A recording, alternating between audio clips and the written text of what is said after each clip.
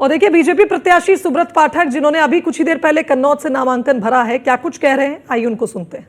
इतनी बड़ी चुनौती अखिलेश यादव यहाँ से नहीं, कोई चुनौती नहीं है। देखो ये जब ये गठबंधन था पिछली बार उनकी पत्नी हार लड़ रही थी, तो पति पत्नी में कोई अंतर होता है क्या? तो और बल्कि पत्नी लड़ती है तो और ज़्यादा प्रतिष्ठा लगती है व्यक्ति की, तो स्वाभाविक है इनकी पत्नी जो है लड़ी थी, उनको गठबंधन में हम लोगों ने परास्त कर दिया। हिंदुस्तान और पाकिस्तान का जिक्र हो गया चुनाव। नहीं देखो, हिंदुस्तान पाकिस्तान की बात मैंने इसलिए कि चुनाव मैच रोचक होगा, और जब तेज प्रताप होंगे तो मैच भारत और नेपाल के बीच में होगा।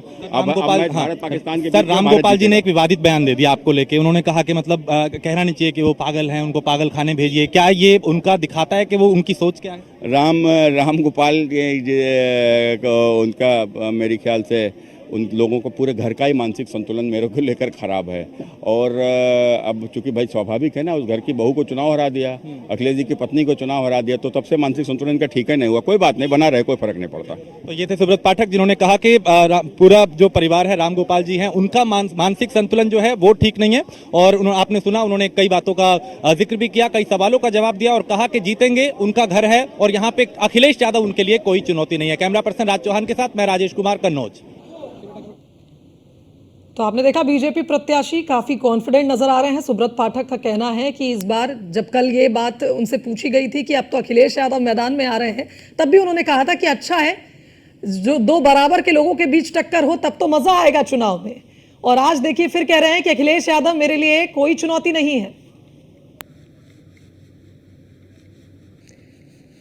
और साथ ही साथ आप ये भी देखिए कि जिस तरह से कुछ ही देर पहले सुब्रत पाठक को पागल करार दिया था राम गोपाल यादव ने, उस पर भी उन्होंने कहा कि वो पूरा परिवार ही मुझसे बौखलाया हुआ है, उस पूरे परिवार का ही मानसिक संतुलन मुझे लेके बिगड़ा हुआ है क्योंकि मैंने उनकी बहू को जो हरा दिया है।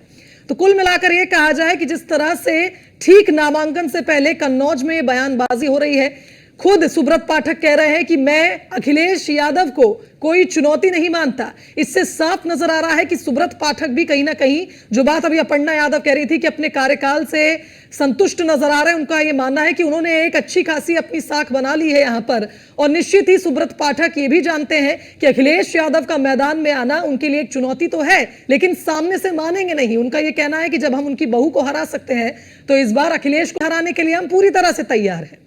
दो तस्वीरें, राजनीति की ये तस्वीरें आप देखिए, अखिलेश यादव सपा प्रमुख जिन्होंने अपना नामांकन दाखिल किया, और बीजेपी प्रत्याशी सुब्रत पाठक ने भी अपना नामांकन फॉर्म जमा कर दिया है। यानी कन्नौज सीट पर ये दो चेहरे इस बार चुनावी जंग में होंगे। देखना होगा कि इस बार जनता का आशीर्वाद किसको मिलता है। क्या अखिलेश यादव एक बार फिर एक साइकोलॉजिकल कनेक्ट अपनी उस जनता के बीच जाकर बना पाएंगे जिस जनता ने उन्हें सबसे पहले उनके राजनीतिक करियर में मौका दिया था?